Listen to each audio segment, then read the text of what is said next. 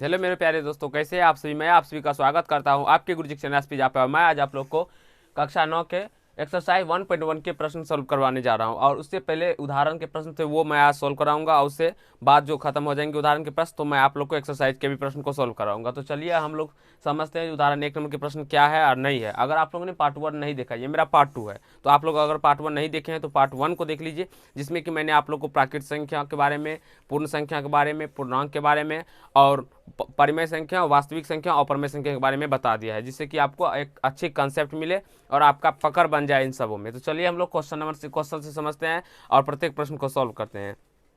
तो क्वेश्चन 1 तो वैसे आप सभी ने पढ़ ही लिए होंगे, मैं फिर भी आपको पढ़ के समझाता हूँ। क्वेश्चन नंबर 1 है मेरा जी, क्या शून्य एक परिमेय संख्या है। ये हमसे पूछा जा रहा है जी, क्या शून्य एक परिमेय संख्या है। तो अगर पार्ट 1 नहीं देखें तो आपको डिस्क्रिप्शन बॉक्स में आपको उसका लिंक मिल जाएगा, तो आप लोग जरूर देखिए, क्योंकि मैंने वहाँ पे बहुत ही अच्छे तरीके से पूरा डिटेल में परिमेय संख्या के बारे में और परमेय संख्या के बारे में बताया हूँ। तो अब यहाँ पे पूछा है क्या मेरा शून्य एक परिमेय संख्या है, तो हाँ है। क्या इसे आप पी बटे क्यू के रूप में लिख सकते हैं, तो हाँ लिख सकते हैं। जैसे कि 0 और उसके नीचे हम 1 दे देंगे तो हो जाएगा वो पी बटे क्यू। ठीक है, तो इसको हम क्या लिखेंगे जी, शून्य एक हाँ है, परमेय संख्या है, तो हम क्या लिखेंगे हाँ। अब इसका क्या बोल रहा है, कारण तो नहीं लिखने के लिए बोला, इसलिए कारण नहीं लिखेंगे। अब दूसरा एग्जाम्पल देखिए, एग्जाम्पल नंबर 2, दूसरा का 1 नंबर। दूसरा का 1 नंबर बोल रहा है हमारा, जो नीचे दिए गए कथन सत्य है या असत्य, कारण के साथ अपने उत्तर दीजिए। मतलब कौन सा कथन सत्य है और कौन सा कथन असत्य है, इसको हमें कारण के साथ उत्तर देना है। तो हमें पूछ रहा है कि प्रत्येक प्राकृत संख्या एक पूर्ण संख्या होती है। आप बोला है प्रत्येक प्राकृत संख्या एक पूर्ण संख्या होती है, तो हाँ होती है, हाँ ये क्या हो जाएगा, सत्य हो जाएगा। कारण, कारण क्या है, तो अगर कोई भी प्राकृत संख्या मान लीजिए, सभी प्राकृत संख्या जितनी भी होती है वो सारे पूर्ण संख्या होते हैं। सभी प्राकृत संख्या एक पूर्ण संख्या होती है। सभी प्राकृत संख्या एक पूर्ण संख्या होती है, संख्या होती है। ये सब अगर आप लोगों ने पार्ट 1 नहीं देखा है तो देख लीजिए, मैंने उसमें बहुत ही डिटेल में बताया है, जो प्राकृत संख्या के बारे में और पूर्ण संख्या के बारे में। प्राकृत संख्या क्या होता है, तो 1 2 3 4 5 6 7 8 9 10 होता है, यानी 1 से लेकर शुरू होता है और अनंत पे खत्म होता है। और पूर्ण संख्या क्या होता है, तो 0 से ही शुरू होता है। तो आप 0 1 2 3 4 से लेकर अनंत तक, तो आप 0 से शुरू हुआ तो 1 2 3 4 तो आ ही गया, इसीलिए प्रत्येक प्राकृत संख्या एक हमारा पूर्ण संख्या होगा। ठीक है, अब हमारा दूसरा बोल रहा है, दूसरा क्या है, जो प्रत्येक पूर्णांक एक पूर्ण संख्या होती है। प्रत्येक पूर्णांक बोला है जो एक पूर्ण संख्या होती है, इसका ये कथन असत्य होगा। कैसे, वो भी बताते हैं। देखिए, प्रत्येक पूर्णांक असत्य, एक पूर्ण संख्या होती है असत्य। देखिए कैसे हो जाएगा, तो पूर्ण संख्या मेरा 0 से लेकर 0 1 2 3 4 डैश डैश डैश डैश अनंत तक होता है। लेकिन पूर्णांक मेरा -1 भी होता है, -2 भी होता है, -3 भी होता है, -4 भी होता है। क्या आप लोग हमें बता सकते हैं जो -1 इसमें है, नहीं ना है, तो कहने का मतलब ये नहीं होगा। इसलिए इसका कारण में क्या लिखेंगे, -1 पूर्णांक है लेकिन पूर्ण संख्या नहीं है, लेकिन पूर्ण संख्या नहीं है। ठीक है, ये चीज़ समझ गए होंगे, आशा करता हूँ आप लोग ये चीज़ समझ गए होंगे। जो -1 पूर्णांक या -2 ही ले लीजिए, -3 ही ले लीजिए, -5 ही, कुछ भी ले लीजिए। अब देखेंगे हम दूसरा प्रश्न, तीसरा न, तो प्रत्येक परिमेय संख्या एक पूर्ण संख्या होती है, ये भी असत्य हो जाएगा। ये भी क्या हो जाएगा, तो असत्य हो जाएगा। कैसे, अभी समझाएंगे आपको। असत्य देखिए कैसे हो जाएगा, प्रत्येक परिमेय संख्या एक पूर्ण संख्या होती है। देखिए प्रत्येक परिमेय, परिमेय अगर मान लीजिए 4 है तो ये तो पूर्ण संख्या है, 4 परिमेय संख्या भी अपूर्ण संख्या है। लेकिन अगर हम 3/5 का बात करें, 3/5 का बात करें, तो ये हमारा परिमेय संख्या तो है ना, लेकिन पूर्ण संख्या है नहीं, क्योंकि पूर्ण संख्या 0 1 2 3 4 से लेके अनंत तक होता है, बट्टा में नहीं आता है, भिन्न के रूप में नहीं आता है। लेकिन परिमेय संख्या मेरा भिन्न के रूप में भी आता है। एक तो ये हो गया। दूसरा 2.6, अगर 2.6 की भी अगर बात करें तो ये तो मेरा परिमेय संख्या है लेकिन पूर्ण संख्या नहीं है। तो आप कोई भी एक कारण दे सकते हैं, लिखेंगे चूंकि मान लीजिए 2/3 ले लीजिए, 2/3 एक परिमेय संख्या है लेकिन पूर्ण संख्या नहीं है। तो आशा करता हूँ ये तीनों प्रश्न 2 के आपको अच्छे तरीके से पूर्ण संख्या नहीं है। समझ में आ गए होंगे पूर्ण, और आपका कंसेप्ट क्लियर हो गया होगा, संख्या नहीं है। तो चलिए अब हम लोग तीसरे नंबर प्रश्न, उदाहरण के तीसरे नंबर प्रश्न को सॉल्व करते हैं। तो जो जैसा कि आप लोगों ने प्रश्न को तो पढ़ ही लिया होगा, मैं फिर भी आपको पढ़ के समझाता हूँ। क्वेश्चन नंबर 3 है मेरा, जो निम्नलिखित परमेय संख्याओं में किन किन को अवसनी शांत के और किन किन अशांत आवर्ती दशमलव के रूप में लिखा जा सकता है। मतलब किस किस का दशमलव प्रसार शांत है और किस किस का दशमलव प्रसार अशांत के रूप में लिखा जाता है वो। तो उसको जानने से पहले मैं आप लोगों को कुछ नोट्स पॉइंट यहाँ पे लिखा देता हूँ, ठीक है। वो आप लोग याद कर लेंगे तो आपको बिल्कुल ही कहीं से कोई तकलीफ नहीं होगा, और आपको देखते ही प्रश्न को सॉल्व कर देते हैं चुटकियों में। तो कैसे करेंगे तो वो देखिए, वो मैं आप लोग को लिखा देता हूँ। देखिए यहाँ पे आप लोग नोट्स पॉइंट लिखिएगा। यदि किसी परिमेय संख्या के हर का रूट गुणनखंड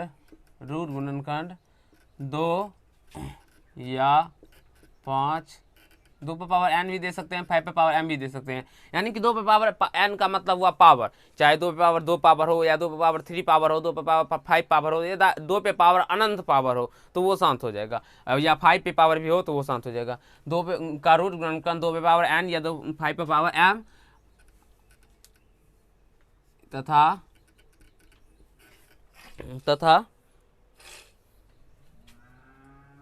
2 पे पावर n या 5 पे पावर m के घात के रूप का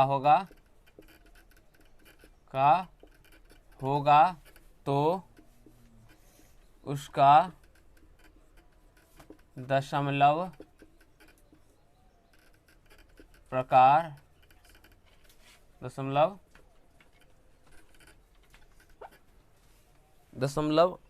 प्रसार शांत होगा।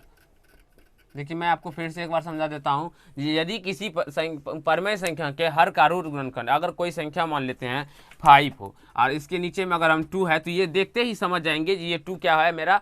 तो अगर 2 रहे तो ये क्या हो जाएगा, शांत है। अगर मान लीजिए 5/4 रहे तो ये क्या है, इसके नीचे में भी पावर 1 है, तो 5/2 पे पावर 2 है, तो यही n हो गया हमारा कहने का मतलब। तो ये भी क्या हो जाएगा, देखते ही समझ जाएंगे ये शांत है। अगर दूसरा एग्जांपल ले, अगर हम तो समझते हैं जो 25 पे पावर अगर मान लीजिए 25 है, तो इसको हम क्या, यहाँ पे 125, सॉरी एक सेकेंड, यहाँ पे हम दे देते हैं कुछ दूसरा, मान लीजिए 3 ही दे, 35 ही दे देते हैं।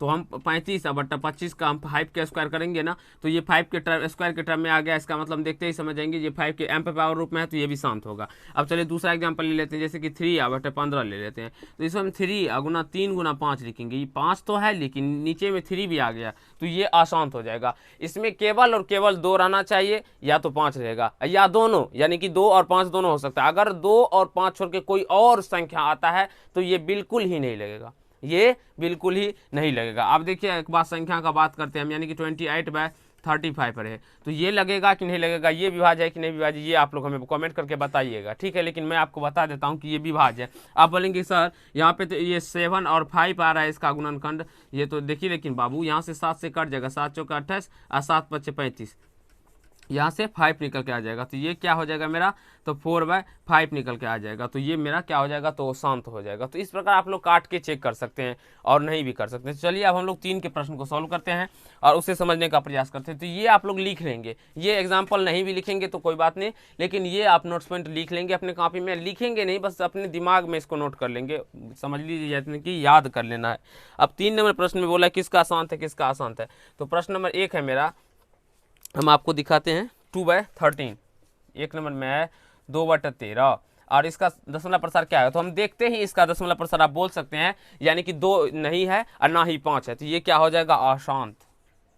ये क्या हो जाएगा, अशांत आवृत्ति हो जाएगा। इसे हम लोग कह सकते हैं अशांत बोल देंगे। देखते ही अब हम लोग इसे अशांत बोल सकते हैं, इसमें कहीं से कोई प्रॉब्लम नहीं हुआ होगा आप लोगों को भी। अब दूसरा नंबर देखिए, दूसरा नंबर मेरा क्या है, 7/20। तो 7/20 है, तो ये मेरा शांत हो जाएगा। कैसे शांत हो जाएगा ये मैं आपको बताता हूँ। देखिए 7 अब 20 है, तो 20 को हम क्या लिखेंगे 7 4 गुना 5, 4 गुना 5 लिखेंगे तो 7 और 4 का 2 का स्क्वायर गुना 5 पे पावर 1 भी हो सकता है, नहीं भी हो सकता है, कोई बात नहीं। देखिए 2 और 5 के गुणनखंड के रूप में आ गया, तो ये इसीलिए हमारा क्या हो जाएगा तो शांत हो जाएगा। तो आशा करता हूँ ये 2 नंबर तक आपको समझ में आया। अभी मैं आप लोग को यहाँ पे इसको मिटा के अभी बताता हूँ, और जिससे कि आपका कंसेप्ट क्लियर हो जाए।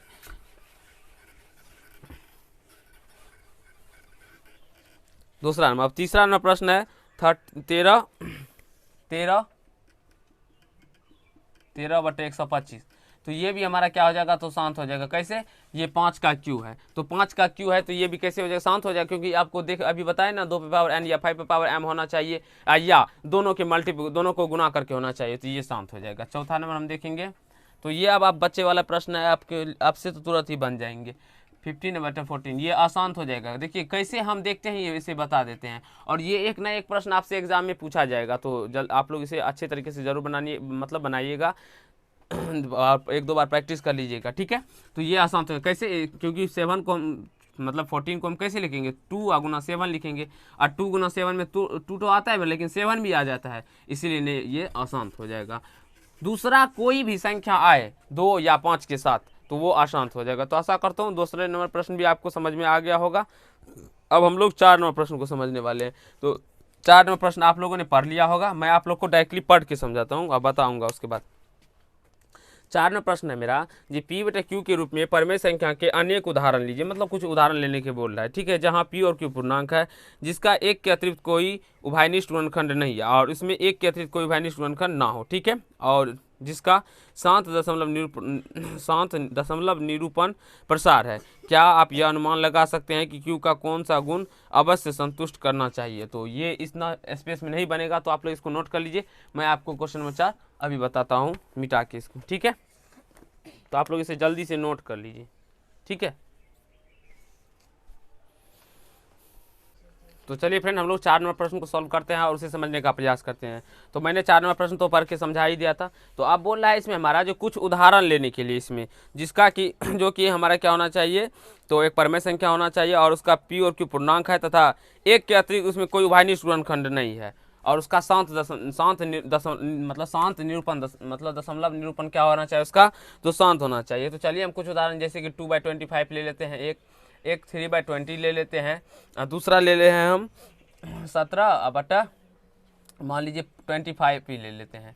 तो इसमें देखेंगे तो आप इसका मौसौ सभी का एक ही आएगा। उभयनिष्ठ गुणन का मतलब हुआ जो मौसौ एक होना चाहिए, तो देखेंगे तो एक ही आएगा, और ये हमारा परमेय संख्या भी है। और चलिए इसका निकालते हैं, तो दशमलव निरूपण तो हम कैसे निकालेंगे, तो देखिए यहाँ पे, तो जब इसका दशमलव निरूपण निकालेंगे तो आपको तरीका भी बना सकते हैं, जैसे कि 2 में आप डायरेक्टली गुना भी कर सकते हैं जैसे कि 2 गुना 5 का स्क्वायर हो जाएगा ये, और यहाँ से आप भाग भी दे सकते हैं। और इसको आप लोग को देखिए भाग देने में थोड़ा आसान मतलब आसान कैसे होगा, आप क्या कीजिए इसको ना, तो 100 पूरा लीजिए। तो 100 पुराने के लिए आपको क्या करना होगा, 4 से मल्टीपल करना होगा, 4 से गुना करना पड़ेगा ना।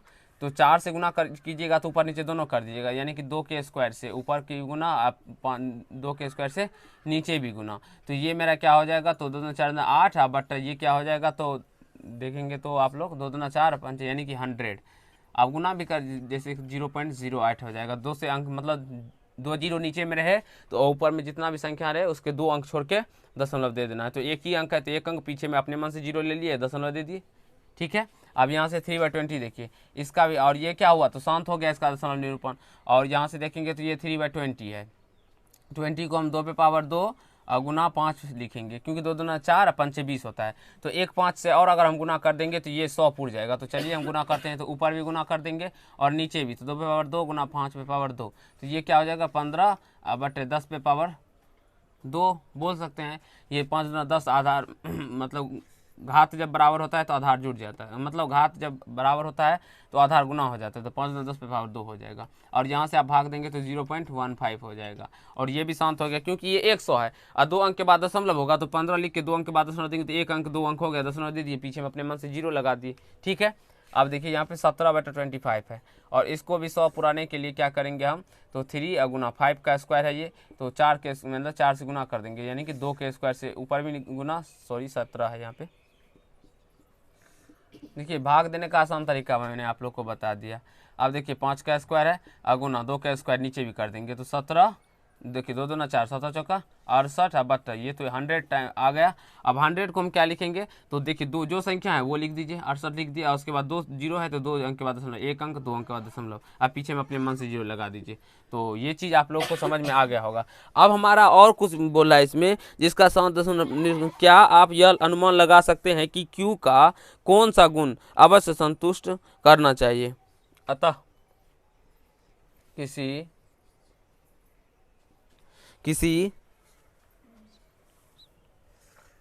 किसी परिमेय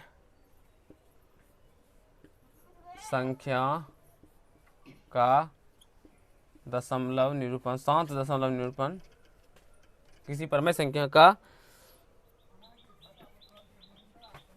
दशमलव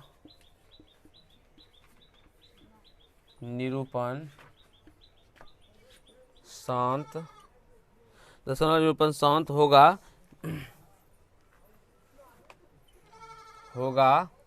यदि हर का क्या होना चाहिए, रूट गुणनखंड, हर का रूट गुणनखंड 2 पे पावर 2 गुना 2 या 5 होना चाहिए, 2 या 5 के घात के रूप में होना चाहिए,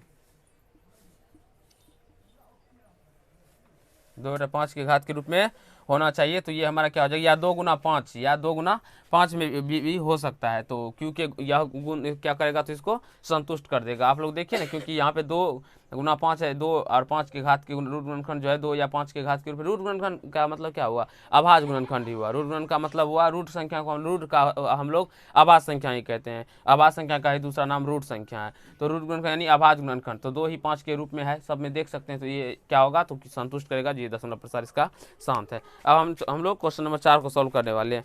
तो क्वेश्चन नंबर 4 समझते हैं। चलिए यहाँ पे क्वेश्चन नंबर 5 समझते हैं।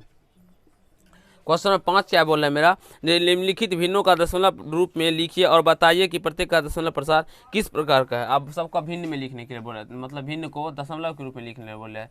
तो ये है इतना, 1 नंबर प्रश्न है इसका ना। तो जब आप लोग इसको भाग दीजिएगा, जैसे तो इसको भाग मतलब नहीं देंगे, बनाने का दूसरा भी तरीका है। तो अगर आप लोग भाग देंगे तो बहुत समय लग जाएगा। तो आप क्या कीजिए, इसको तो डायरेक्टली 100 ऐसे लिख चाहते हैं तो लिख सकते हैं। जैसे कि 4 को हम 2 का स्क्वायर अगुना, यहाँ पे देखिए 4 गुना 100 लिख सकते हैं, 4 गुना 100, ठीक है। अब देखिए 329 को 2 का स्क्वायर, फिर 100 को 2 का स्क्वायर अगुना 5 का स्क्वायर लिखेंगे ना, लिख देंगे। और उसके बाद हम क्या करेंगे, तो फिर देखिए 329 अब बट ये दोनों को जोड़ दीजिए तो 2 पे पावर 4 हो जाएगा, गुना 5 पे पावर 2, इसको भी 4 पुरा लीजिए। तो इसको 4 पुराने क्या कीजिए, 329 बट 2 पे पावर 4 गुना 5 पे पावर 2, इसको 4 पुराने के लिए 5 पे पावर 2 से नीचे गुना, 5 पे पावर 2 से ऊपर गुना। अब जब आप ऊपर कर दीजिएगा गुना, तो 25 से 329 में जब आप लोग 25 गुना कीजिएगा तो ये 25 82 आएगा। तो आप लोग गुना कर लीजिएगा, बहुत गुना तो आसानी है, आप लोग गुना कर सकते हैं। और ये मेरा क्या हो जाएगा, तो 10 पे पावर 4 हो जाएगा।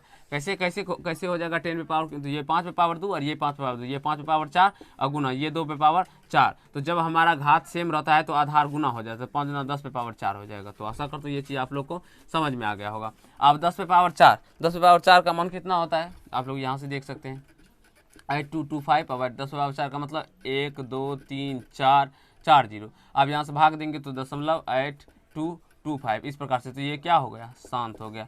तो इस प्रकार भी बना सकते हैं या भाग देकर भी बना सकते हैं। तो इसी प्रकार आप लोग बनाइए जिससे आपको आसानी भी हो। तो दूसरा नंबर प्रश्न भी उसी प्रकार से आप लोग बना लेंगे।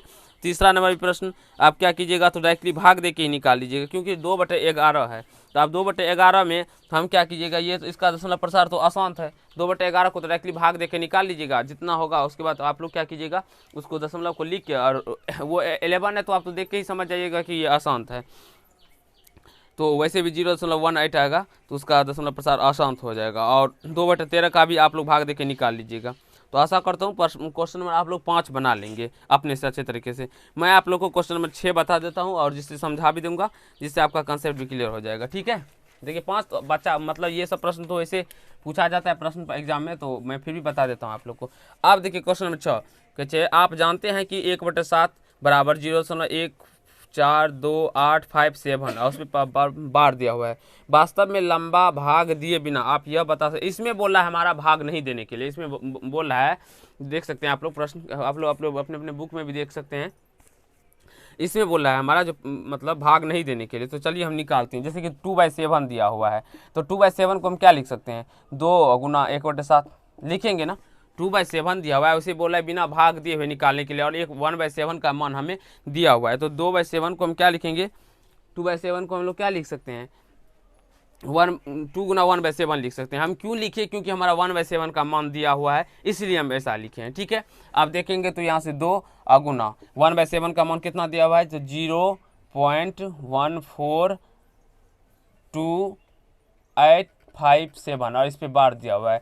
और जब आप लोग इसको इससे गुना कर दीजिएगा तो ये कितना निकल के आता है, तो मैं आपको बता देता हूँ, तो 0.28514। आप गुना कर दीजिएगा डायरेक्टली, देखिए 2 7 14 का 4 हासिल 1, 15 10 1 11 के 1 हासिल 1, 8 16 17 7 हासिल 1, 2 दूना 4 1 5 और डायरेक्टली 4 दूना 8, 2 1 2 दशमलव का दशमलव, 0 को 2 गुना कर 2 आज, लेकिन बार इस पे ऊपर में भी हो जाएगा। तो 3/7 को जब हम गुना इसके लिखेंगे, इसको क्या लिख सकते हैं, तो 3 गुना 1/7 लिखेंगे। इसी प्रकार आप लोग भी बनाइएगा, तो क्या हो जाएगा, तो 3 गुना 0.142857 इस पे पावर बार हो जाएगा।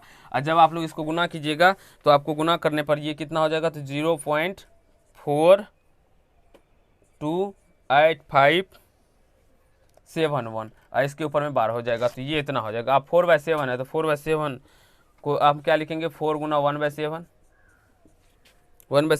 तो करेंगे तो 0, इसको क्या लिखेंगे, देखिए 4 गुना 0.142857 और इसको गुना करके हम क्या लिखेंगे, तो 0.571428। आपके बुक में वैसे हम गुना किया हुआ है, आप लोग गुना कर लीजिएगा तो आसान रहेगा।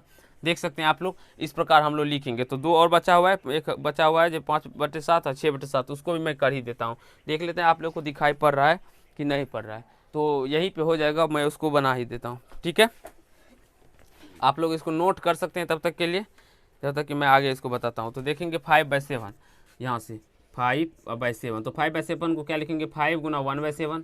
तो देखिए 5 गुना 1/7 का मान कितना है, देख सकते हैं यहीं से 0.142857 इतना है। और इसको जब आप 5 से गुना कीजिएगा तो आपको आ जाएगा 0.714285। आप लोग गुना कर सकते हैं, गुना करने में कोई प्रॉब्लम नहीं है। ये 5/7 का आ गया। अब यहाँ पे हम 6/7 का कर देते हैं। 6/7 को क्या लिखेंगे, 6 1/7 और ये भी इनका गुना का टर्म में हम इसको लिखे हैं, तो ये आप सभी को आता ही होगा। और 6 गुना 1/7 का मान अभी आप लोग देख सकते हैं ऊपर में भी कितना है, तो 0.142857 और इसके ऊपर में बार है। तो और जब इसको आप गुना कीजिएगा तो ये कितना हो जाएगा, तो 0.857142 और इसके ऊपर में बार हो जाएगा। तो बिना भाग दिए हुए हम निकाल लिए। ये आप लोगों को समझ में आ गया होगा, जो कैसे हम बिना भाग दिए हुए इसका विभाजन प्रक्रिया किए बिना निकाले हैं, तो आप लोग भी समझ गए होंगे, सीख लिए होंगे। अब हम लोग क्वेश्चन नंबर 7 बोल रहा है, क्या उसको समझने वाले हैं।